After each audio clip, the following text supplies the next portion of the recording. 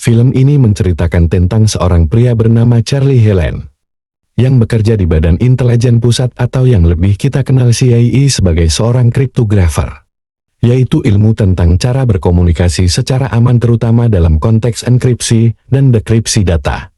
Suatu hari istri Charlie yaitu Sarah pamit pergi ke London untuk menghadiri suatu konferensi.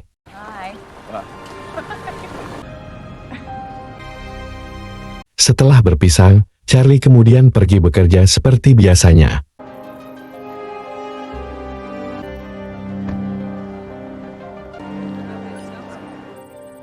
Di kantor, Charlie bertemu dengan agen lapangan legendaris, yaitu Debir.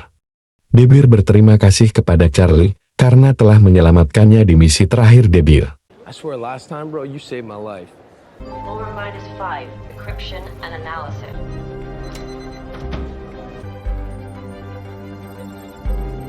Ketika bekerja, salah satu agen kriptografi Rusia yang berinisial Inquilin mengirim data rahasia kepada Charlie.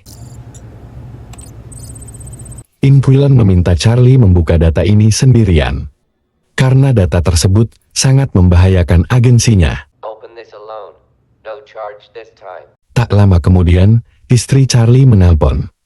Namun, karena sibuk, Charlie berkata kalau dia akan menelpon lagi nanti. Bye-bye. Kemudian, Charlie membuka data tersebut di suatu ruang khusus. Ketika melihat data tersebut, Charlie terkejut. Karena melihat data tersebut berisikan kejahatan yang dilakukan petinggi agensi mereka, yaitu Kapten Moore dan Caleb. Reported as a misdirected airstrike. What the hell? Malamnya, Charlie mencoba menelpon istrinya. Namun hanya mesin penjawab yang mengangkat telepon Charlie. Tell me who you are and I'll call you back. Esoknya di kantor, Kapten Moore sudah menunggu Charlie di ruangannya. Lalu Kapten Moore mengajak Charlie menemui Direktur Brian.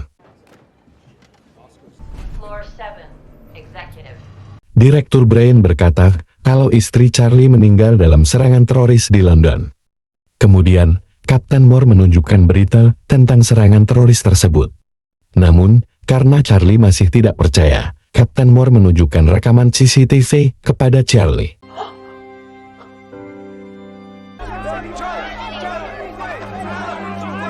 Di rumah, Charlie mencoba untuk tetap tenang. Namun Charlie tidak mampu menahan kesedihannya atas kepergian Sarah.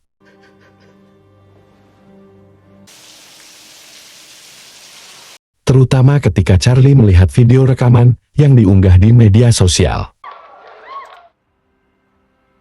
Keesokan harinya, Charlie meminta Kapten Moore untuk segera menangkap pembunuh istrinya.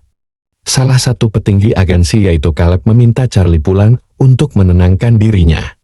Lalu membiarkan mereka bekerja menangkap para penjahat yang sudah membunuh istrinya. Kemudian, Charlie menggunakan kemampuannya untuk mencari ketiga penjahat yang sudah membunuh istrinya.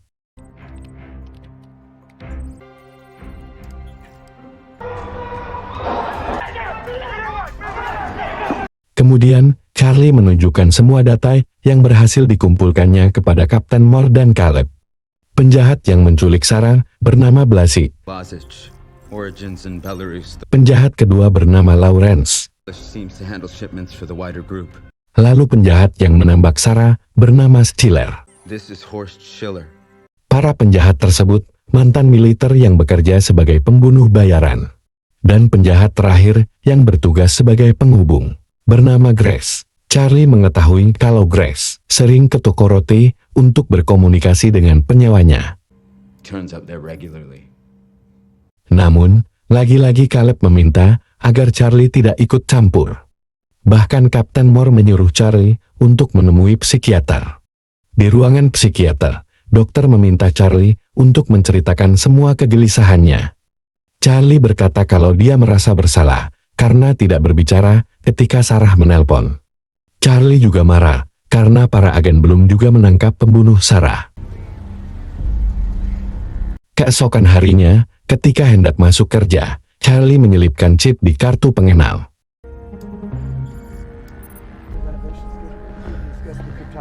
Kemudian, Charlie mengeprint kejahatan yang pernah dilakukan Kapten Moore dan Caleb. Floor 7. Lalu Charlie mengancam Kapten Moore dan Caleb kalau dia akan melapor ke direktur atau siaran berita. Charlie berkata kalau dia sudah membuat program yang bisa membuat informasi kejahatan Kapten Moore dan Caleb terkirim ke media dan direktur jika Charlie tidak memasukkan kode setiap 5 jam. Mendengar itu, membuat Kapten Moore dan Caleb marah, lalu bertanya apa yang Charlie inginkan. Charlie berkata kalau dia ingin membunuh pembunuh istrinya dengan tangannya sendiri. Jadi Charlie meminta agar dia dilatih seperti agen lapangan CIA. Mendengar itu, Kapten Moore dan Caleb tertawa, karena Charlie dikenal sebagai orang baik dan lugu. CIA will train me. Kemudian, Caleb berkata kalau mereka harus ikuti keinginan Charlie, sampai mereka bisa mendapatkan data kejahatan yang disimpan Charlie.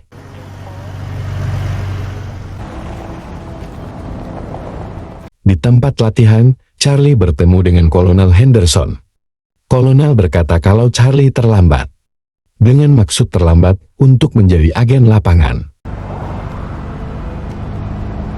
Sementara itu, Caleb dan anggotanya memeriksa meja kerja Charlie dan isi komputernya. Setelah memeriksa, anggota Caleb belum tahu bagaimana cara Charlie membawa data tersebut. Maybe you swallowed it. Still would have picked it up. Di rumah Charlie, Caleb dan anggotanya terus mencari, namun belum juga menemukan data tersebut. Day he downloaded files. Right. Di tempat latihan, Charlie tidak mampu menembak dari jauh karena matanya rabun. Yeah, at point blank range. Ketika latihan membuat bom, Kolonel terkejut melihat kecepatan Charlie belajar. We finally found something you do well, Helen. Lalu Kolonel Henderson membuat identitas baru untuk Charlie. Malamnya, Kolonel Henderson menguji Charlie untuk menembaknya, namun Charlie tidak mampu. Kolonel berkata, ujian tadi membuktikan kalau Charlie bukanlah seorang pembunuh. Jadi pelatihan ini akan sia-sia. Diam-diam Charlie mendengarkan percakapan mereka. Kemudian, anggota Caleb berkata kalau ancaman Charlie hanya menakut-nakuti Kapten Moore dan Caleb. Mendengar itu, Kapten Moore menyuruh Kolonel Henderson membunuh Charlie. Namun Charlie sudah kabur. Kolonel Henderson melapor kalau Charlie sudah kabur dan meretas identitas pekerja di tempat latihan. Charlie berhasil kabur dengan menggunakan identitas petugas kebersihan. He knew exactly what he was doing. Ternyata, selama ini Charlie mendengar semua percakapan Kapten Moore melalui penyadap. Bugging a CIA officer is treason. Kemudian Charlie melarikan diri ke London. Di London, Charlie teringat ketika Sarah membelikan Charlie sebuah pesawat rusak untuk Charlie di ulang tahunnya, karena Charlie suka memperbaiki barang.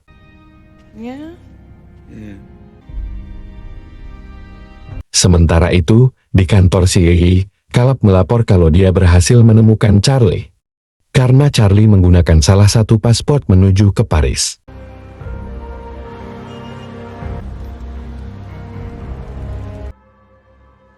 Di Paris, Charlie berhasil menemukan Grace di toko roti. Lalu Charlie mengikuti Grace ke rumahnya. Melihat ada kesempatan, Charlie mencoba masuk ke apartemen Grace. Lalu menggunakan YouTube untuk membuka kamar Grace. Setelah memeriksa dan memoto semua petunjuk, handphone Charlie memberikan tanda kalau Grace sedang menuju pulang.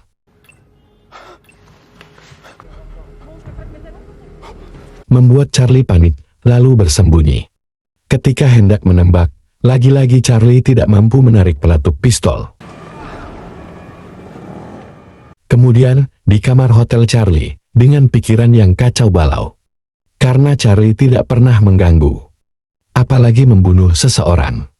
Charlie teringat dengan istrinya, lalu kembali menguatkan tekadnya untuk membuat para pembunuh istrinya mendapatkan hukuman yang pantas. Keesokan harinya, Charlie pergi ke klinik kesehatan yang sering dikunjungi Grace. Lalu, Charlie masuk ke ruangan ketika dokter pergi memeriksa pasien yang lain. Charlie mengunci Grace di suatu ruangan, lalu memasukkan serbuk bunga ke ruangan tersebut.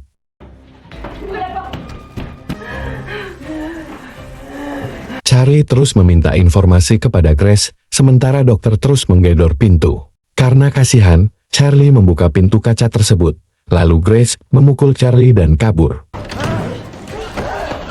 Charlie mencoba mengejar Grace sampai keluar klinik. Grace yang terus berlari, tiba-tiba tertabrak mobil. Kemudian Charlie pergi setelah mengambil handphone Grace. Setelah itu, Charlie pergi ke Marseille, salah satu kota di Prancis. Charlie yang masih trauma karena merasa membunuh Grace, pergi ke klub malam untuk menghilangkan penyesalannya. Lalu Charlie berlari ketika melihat Kolonel Henderson mendatanginya. Di klub malam lainnya, Charlie pergi ke kamar mandi karena terus diikuti Kolonel Henderson. Karena tidak bisa kabur, Charlie mendatangi Kolonel lalu bertanya, bagaimana Kolonel Henderson bisa menemukannya? Kolonel berkata kalau dia bisa menemukan Charlie melalui handphone milik Grace yang dicuri Charlie. Kolonel berkata kalau perjalanan Charlie berakhir di sini. Namun Charlie sudah menyiapkan bom agar bisa melarikan diri. Setelah lolos, Charlie meminta bantuan Inquilen untuk kabur dari Prancis. Inquilen menyuruh Charlie kabur menggunakan pesawat kargo menuju Istanbul, Turki. You have one new message. Lalu pergi ke sebuah kafe untuk bertemu dengan Inquilen. Charlie yang tidak pernah bertemu Inquilen masih mencari-cari siapa Inquilen. Sampai salah seorang wanita menemui Charlie. Inquilen menyuruh Charlie ke suatu parkiran, lalu pergi ke tempat persembunyian Inquilen. Charlie mengira kalau Inquilen adalah seorang pria tua. Inquilen berkata kalau dia menggantikan suaminya yang sudah mati dibunuh.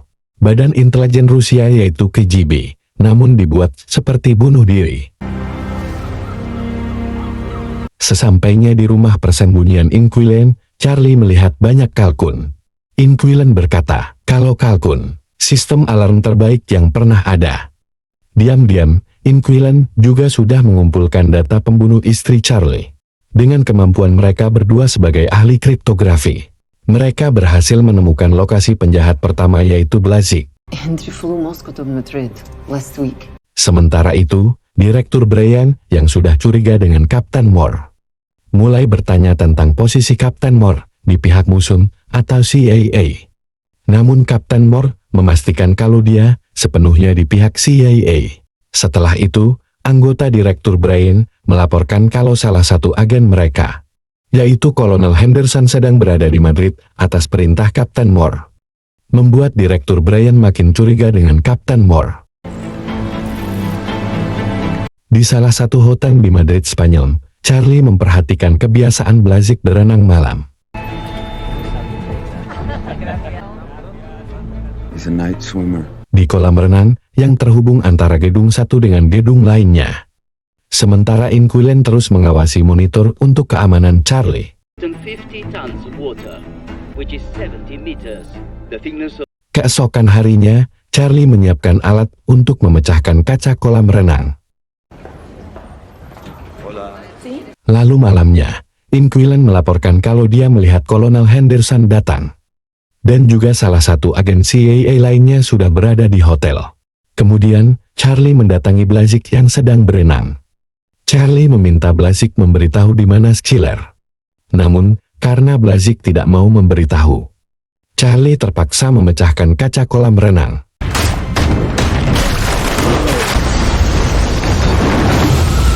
Kemudian, Inquilen melaporkan kalau kedua agen sedang mengejar Charlie. Namun ketika Charlie hampir ketangkap, ternyata agen satu lagi menyerang Kolonel Henderson. Agen tersebut melindungi Charlie atas perintah Direktur Brian. Charlie melihat kedua agen tersebut saling menembak. Lalu Charlie pergi meninggalkan Kolonel Henderson yang sekarat. Di suatu ruangan, anggota Caleb berhasil menemukan orang yang membantu Charlie, yaitu Inquilin. Kemudian, Caleb menyuruh agen yang berada di Istanbul, Turki, untuk menangkap mereka berdua. Malamnya, Inquilin mendengar kalkunnya bersuara, lalu melihat sejumlah pasukan datang. Kemudian, Inquilin mengajak Charlie kabur melalui lorong tersembunyi.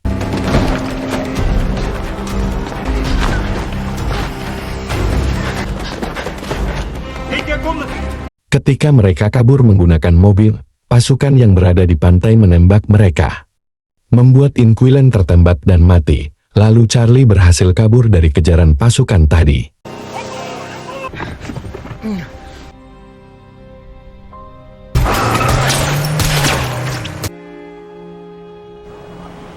Setelah itu, Charlie mendapatkan pesan dari penjahat kedua yaitu Lawrence, yang sebelumnya sudah dijebak Inquilin untuk membeli senjata. Dengan kemampuannya, Charlie membuat rekayasa kalau dia berada di Berlin. This was 40 minutes ago. Padahal Charlie sedang berada di Konstanta, Rumania, untuk bertemu Lawrence. Ketika sampai, Lawrence membuka kotak pesanannya yang ternyata berisikan bom. Kemudian, Charlie berkata kalau dia adalah suami dari wanita yang mereka bunuh. Charlie meminta Lawrence untuk memberitahu lokasi Stiller. Karena takut mati, Lawrence berkata kalau Stiller berada di sekitar pelabuhan Baltic Primors. Lalu Charlie pergi meninggalkan Lawrence meledak.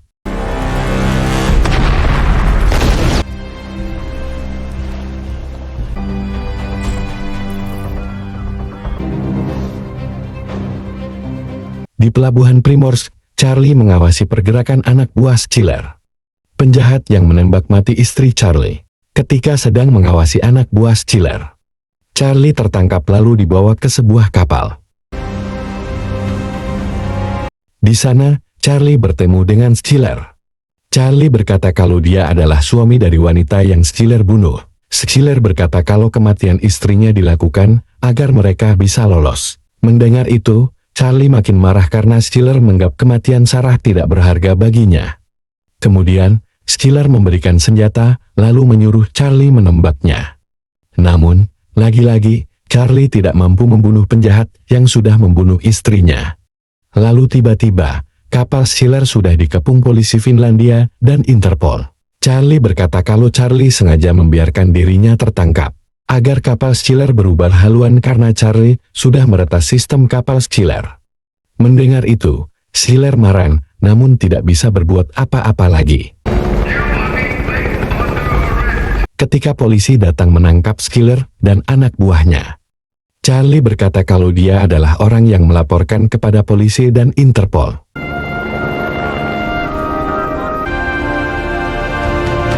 Esoknya, Direktur Brian membuat pengumuman penangkapan Kapten Moore dan Caleb, penjahat yang menggunakan kekuasaannya untuk memperkaya dirinya, dengan memperjualbeli senjata dan mempekerjakan pembunuh bayaran. Malamnya, ketika Charlie pulang bekerja, Kolonel Henderson menemui Charlie untuk berterima kasih karena sudah menyelamatkan hidupnya ketika sekarat di Hotel Madrid, Spanyol. Esoknya, Charlie yang sudah memperbaiki pesawat pemberian Sarah menaiki pesawat tersebut, lalu terbang bersama kenangan Charlie bersama Sarah. Film pun berakhir, semoga kalian terhibur. Jangan lupa like, komen, dan subscribe. Terima kasih.